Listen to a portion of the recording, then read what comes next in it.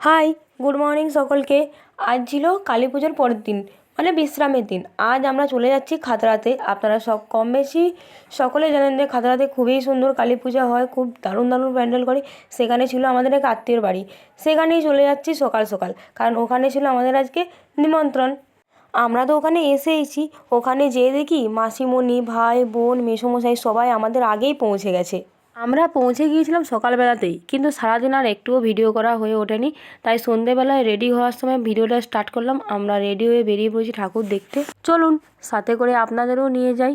প্রত্যেকটি প্যান্ডেল আমি যেভাবে দেখছি ফোনের মাধ্যমে আপনাদের সামনেও ওরকমভাবেই তুলে ধরবো। এটা ছিল আজকের প্যান্ডেল হোপিংয়ের আমাদের ফার্স্ট প্যান্ডেল। এখানে প্রতিমাটি অসাধারণ সুন্দর ছিল, বিশেষ করে ব্যাকগ্রাউন্ডটার জন্য আরও যেন বেশি ফুটে উঠেছিল মায়ের মুখটি।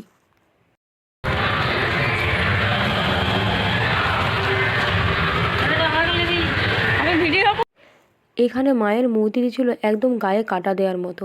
দাঁড়ান, আমি আপনাদের ভালো করে জুম করে দেখাবার চেষ্টা করছি। এখান থেকে অতটা বোঝা যাচ্ছে না, আপনারা হয়তো সামনে থেকে দেখলে আরও ভালো বুঝতে পারবেন। জাস্ট গাটা শিউরে উঠেছিল যখন আমি প্রথম দেখেছিলাম। তারপর চলে এসেছিলাম ওখানে থানার প্যান্ডেলটি দেখতে।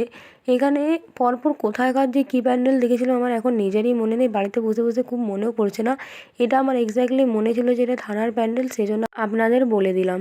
এই প্যান্ডেলটিতে যখন আমি ঢুকেছিলাম, এই প্যান্ডেলটিতে, তখন আমি অনেকজনকে দেখেছিলাম ভিডিও করতে বা ব্লগ বানাতে, যারা একদম অরিজিনাল ভয়েস দিয়েছিল। তাদেরকে দেখে আমারও একটু সাহস এসেছিলো মনে, তার কারণে আমিও এখানে অরিজিনাল ব্লগ বলতে ভয়েস দিয়েছিলাম।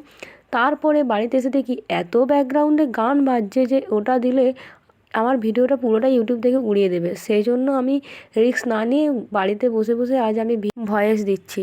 কী আর বলবো, কোনো কিছু করার নেই। আমি এখানে চেষ্টা করেছিলাম, অনেকগুলো জায়গাতেই চেষ্টা করেছিলাম অরিজিনাল ভয়েস দেওয়ার জন্য, কিন্তু গানের কারণে আমি একটাও ভয়েস দিয়ে উঠতে পারিনি।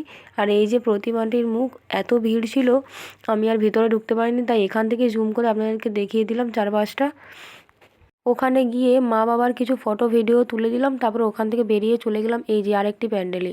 এটি ছিল এলিয়েনের জগৎ বা এলিয়েনের কিছু একটা থিম ছিল, যেটা আমার এখন এই মুহূর্তে মনে পড়ছে না।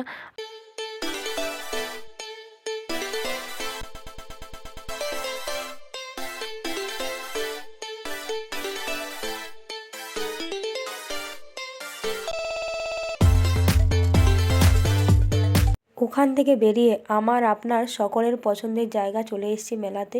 মেলার মধ্যে দিয়েই চলে এসেছি আরও একটি প্যান্ডেলে।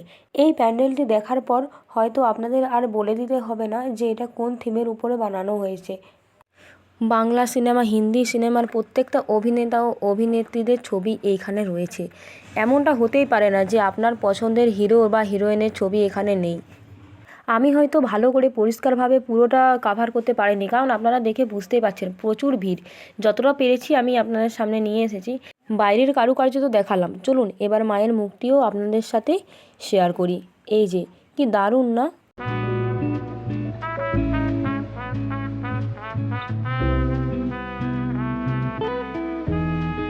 রাস্তার চারপাশটা আলোতে এত সুন্দর সেজে উঠেছে, যা আপনার চোখের সামনে না দেখলে বুঝতেই পারবেন না। আপনারা হয়তো ভিডিওটা দেখে অনেকটা ধারণা করতে পারছিলেন। এই একটি যে প্যান্ডেল দেখছিলেন, এটি শ্মশানের আদলে বানানো হয়েছে। এখানে ভূতেদের খেলা হচ্ছিল, কিন্তু আমি একটু দেরিতে ঢুকেছিলাম বলে দেখতে পাইনি। আর এই একটি প্যান্ডেল যেটা আমার, আপনাদের বাড়িতে যাদের ছোট বাচ্চা আছে তাদের একটি খুবই ফেভারিট প্যান্ডেল।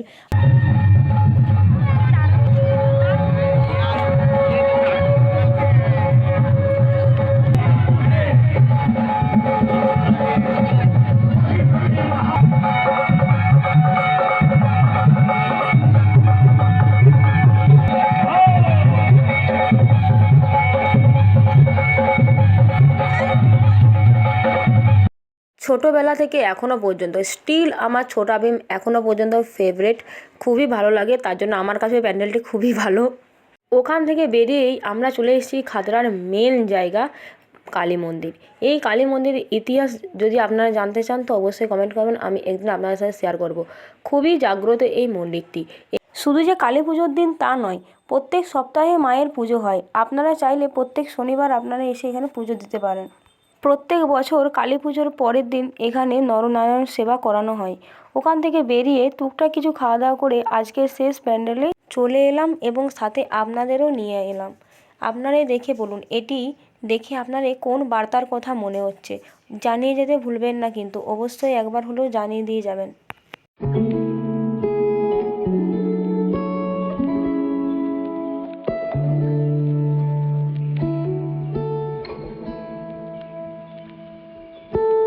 কাল রাতে বাড়ি ফিরে আর ভিডিও করতে পারিনি। চলুন তাহলে ভাইফোঁটার থালাতে এবার সাজিয়ে নেওয়া যাক।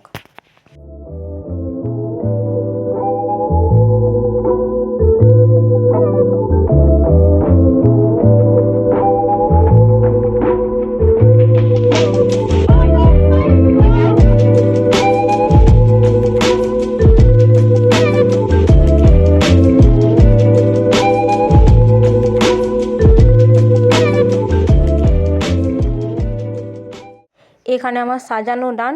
এবার এই যে এখানে সেটআপ, এখানে সব কিছু রেডি। আলপনা দেওয়ার সময় হয়ে ওঠেনি, তাই এভাবেই আর কি কাজটা সেরে ফেলতে হলো খুব তাড়াহুড়োর মধ্যে। পরপর সকলকে ফোঁটা দেওয়ার পর এবার শুরু হলো আমার মায়ের পালা।